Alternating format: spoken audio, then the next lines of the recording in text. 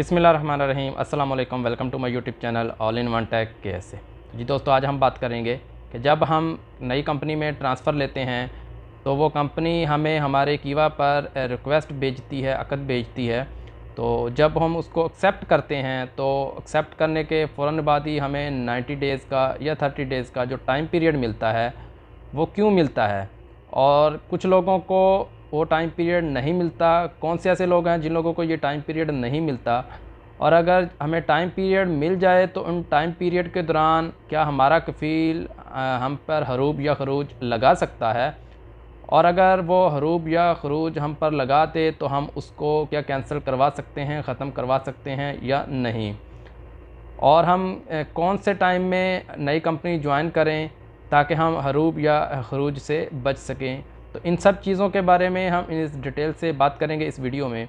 तो इससे पहले अगर आप हमारे चैनल पर नए हैं तो चैनल को कर लीजिए सब्सक्राइब और बेल के आइकन को प्रेस कर दीजिए, ताकि इस तरह की कोई भी इंफॉर्मेटिव वीडियो बनाएं या कीवा से मतलब कोई भी इंफॉर्मेशन आए तो उसको आप तक शेयर करें ताकि आपको उसकी जानकारी हो सके। तो सबसे पहले बात कर लेते हैं कि हमें ट्रांसफ़र किन किन बातों का ख्याल रख के करना चाहिए। सबसे पहले तो ट्रांसफ़र करते वक्त आपने चंद चीज़ें नोट कर लेनी हैं कि क्या आप उस ट्रांसफ़र के हक़दार हैं या नहीं। यानी ट्रांसफ़र करते वक्त आपने सबसे पहले ये चीज़ देखनी है कि आपका पुरानी कंपनी के साथ जो कॉन्ट्रैक्ट है वो पेपर कॉन्ट्रैक्ट है या जो डिजिटल कॉन्ट्रैक्ट है।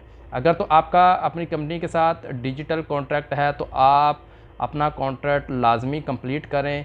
ये कभी मत सोचें कि आपका कॉन्ट्रैक्ट 2 महीना या 4 महीना या 1 महीना बाकी है तो हम नई कंपनी ज्वाइन कर लेंगे।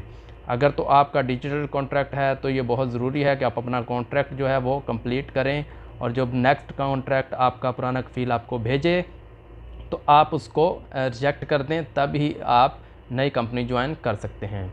उसके अलावा अगर आपका पेपर वर्क है तो कोशिश करें कि आपका जो कॉन्ट्रैक्ट है वो बिल्कुल क्लियर हो, आपका कॉन्ट्रैक्ट ख़त्म हो, तो तब ही आप नई कंपनी ज्वाइन कर सकते हैं।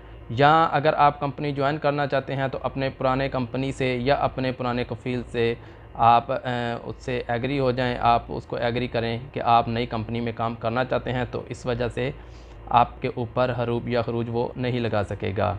और अगर आप बिना बताए अपने पुराने कफ़ील को रिक्वेस्ट चली जाती है, बताए आप नई कंपनी में ट्रांसफ़र ले लेते हैं, तो तब ही जाके आपको वो हरूब या खरूज लगाता है।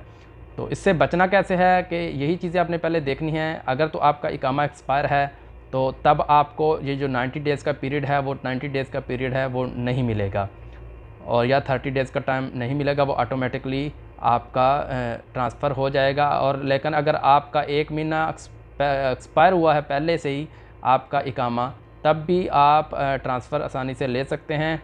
आपका जो अक़द है वो ऑटोमेटिकली अप्रूव हो जाएगी। तो उसके बाद बात कर लेते हैं कि अगर आपको 90 डेज़ का टाइम पीरियड मिल जाता है तो आपने 90 डेज़ का जो पीरियड है वो अपने पुराने कंपनी पुराने कफ़ील के साथ ही कंप्लीट करना है। ये नहीं आपने करना कि आप छुप के बैठ जाएं, आप नई कंपनी को ज्वाइन कर लें, तो इस सूरत में ही आपको वो हरूब या खरूज लगा सकता है। तो आपने अपनी पुरानी कंपनी के लास्ट दिन तक 90 डेज़ तक आपने अपनी पुरानी कंपनी को के साथ काम करना है। तो ये जो 90 डेज़ का पीरियड मिलता है ये पुरानी कंपनी को पुराने कफ़ील को भी जाता है इसका रिक्वेस्ट। तो वो अगर आप उसके साथ काम नहीं करेंगे तो वो आपको मतलूब या हरूब लगा देगा। तो उसको भेजने का मकसद रिक्वेस्ट यही होता है कि ये आदमी हमारे साथ मज़ीद काम नहीं करना चाहता, तो इसकी जगह आपको 90 डेज़ का टाइम दिया जाता है। इसकी जगह आप इसकी रिप्लेसमेंट में कोई वर्कर जो है वो अपना रख लें, क्योंकि ये मज़ीद आपके साथ कॉन्ट्रैक्ट नहीं करना चाहता।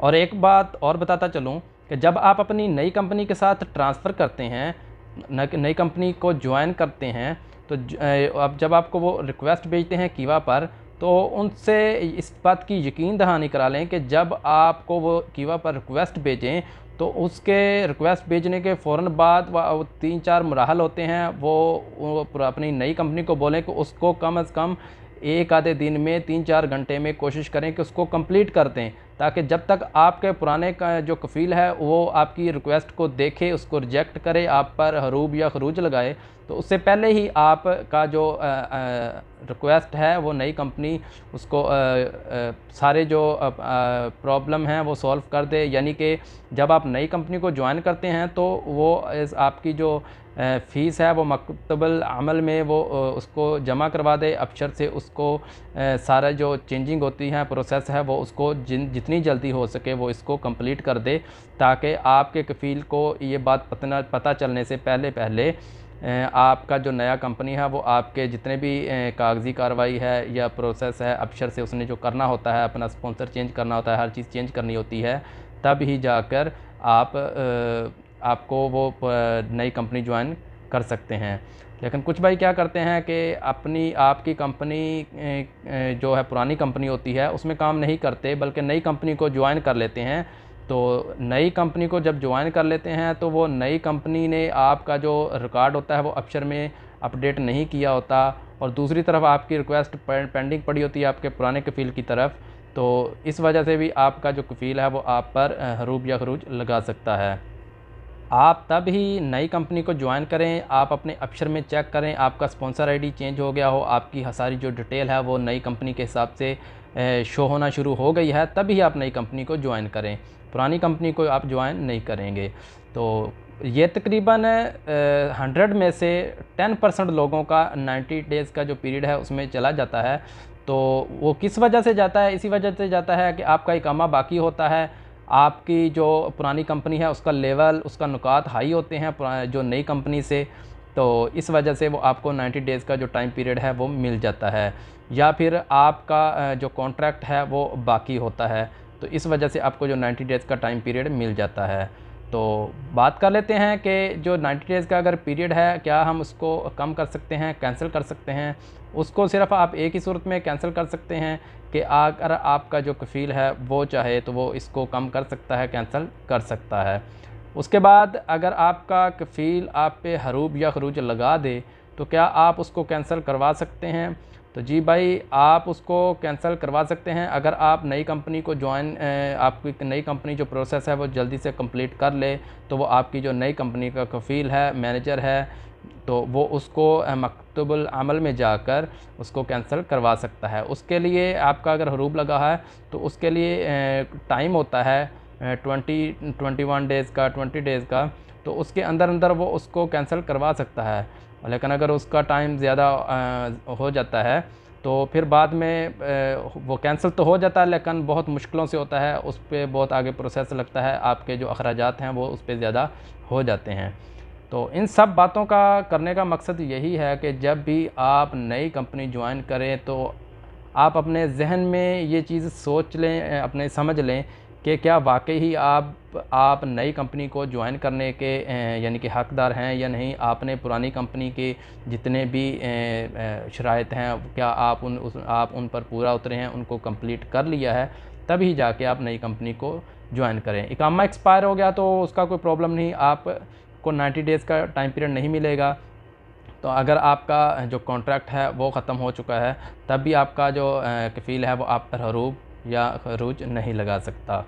तो उम्मीद करता हूँ कि आपको इन्फॉर्मेशन अच्छी लगी है। तो मज़ीद इन्फॉर्मेशन के लिए विज़िट करें हमारे इस चैनल को, और इस चीज़ के बारे में हमने और भी बहुत सी वीडियोस बनाई हुई हैं, उनको आप विज़िट करें। शायद आपके कुछ सवालात आपके जहन में चल रहे हों तो उन सब सवालात के जवाबात आपको बाकी वीडियोस में मिल जाएंगे। तो जैसे ही कीवा से रिलेटेड कोई नई इन्फॉर्मेशन आती है तो इंशाल्लाह आपके साथ शेयर करते हैं।